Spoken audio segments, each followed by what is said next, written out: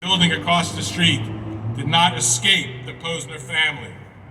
Rachel, the matriarch, took the photograph of the menorah and the swastika, and on the back of the photograph she wrote in German, "Death to Judah," so the flag says. Judah will live forever, so the light answers.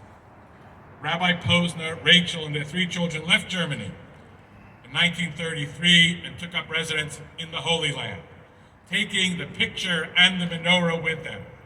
For 51 weeks of the year, that menorah belongs to Yad Vashem, Israel's Holocaust Museum in Jerusalem. But each year, at this time, during Hanukkah, the family takes the menorah back and puts it to good use. This year, the Posner family's great-grandson, Akiva, will light the menorah. The significance of lighting it in his home in Israel, so many decades after his ancestors lit it as an act of resistance, did not escape him. The same light that my great-grandparents lit in the exile in Germany is the light that so many light today in Israel. It demonstrates the continuity of Jewish history. So my friends, whether it's the Greeks on Hanukkah or the Nazis in Germany, they wanted the same thing, to destroy the Jewish people. The menorah symbolizes the strength and continuity of our nation, that it is strong and will outlive all of its enemies. So this is our message here, as we gather tonight to express our gratitude to the city of Columbia, to the state of South Carolina, and to the United States, and show our appreciation for how fortunate we are to live in a country where what constituted an act of life-threatening defiance for Rabbi and Mrs. Posner in 1932 can exist here as a simple exercise of our religious freedom. But as the Hanukkah story also reminds us, that freedom can vanish almost overnight.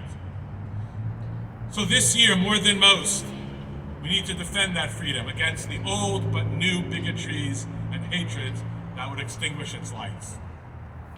Ladies and gentlemen, please rise as the Richland County Sheriff's Department's Color Guard presents the colors, and the United States Armed Chaplain, First Lieutenant Rabbi Chaim Aaron, leads us in the Pledge of Allegiance. I invite you to join me as we recite the Pledge of Allegiance. I pledge of allegiance to the flag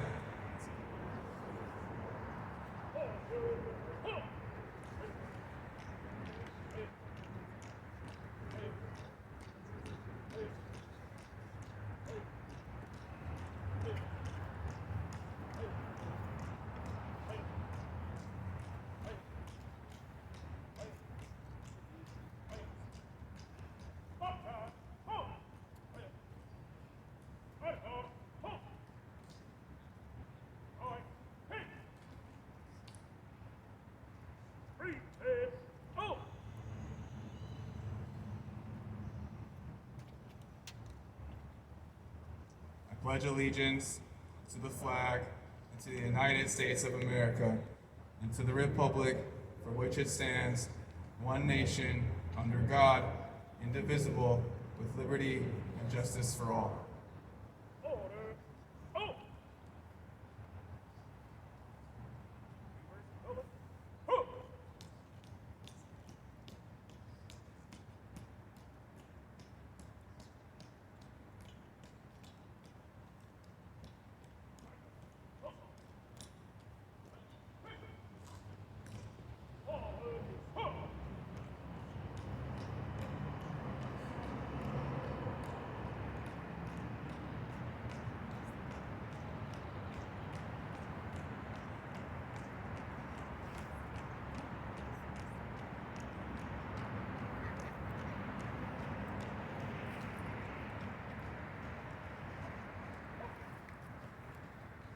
You may be seated.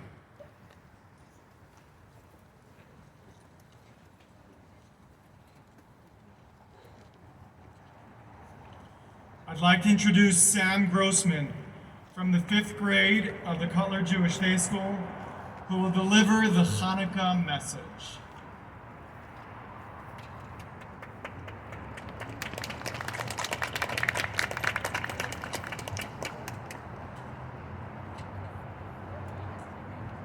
Hi, my name is Sam Grossman.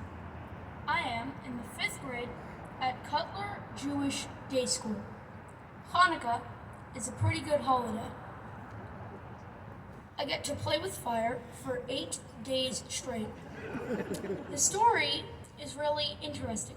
Making latkes is lots of fun, and eating them is nearly as good.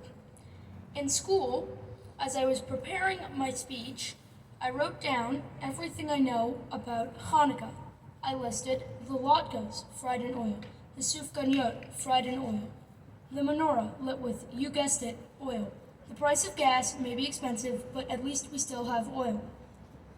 I really don't want to focus on the oil, because when my brother, Michael, spoke here 4 years ago, he spoke about oil. He's great and all, but talking about oil feels too much like plagiarism. Instead, I would like to focus on my favorite message of Hanukkah, overcoming challenges. The Maccabees were outnumbered. They were the underdog in the fight, but they didn't back down just because they were likely to lose. I have challenges too. Deadlines are hard, because I don't always know if I have time to complete my work. It can be hard to help my mother when I really would prefer to play guitar. It sometimes feels like the Torah has so many rules, I will never understand them all. I face these challenges just like Jews before me. In communist Russia, Jews weren't allowed to teach about Judaism. They created underground Jewish schools and created a new generation of Maccabees. Under the Spanish Inquisition, Marranos secretly practiced Judaism, even though getting caught meant certain death. During the time of the Hanukkah story, Jewish children studied Torah despite the Syrian Greek decrees. We have always had challenges, and we have always faced them down. I still keep my kippah on my head, and I still help my mom. I don't worry about what is hard for me. I rise above these challenges just like oil. Oops, happy Hanukkah.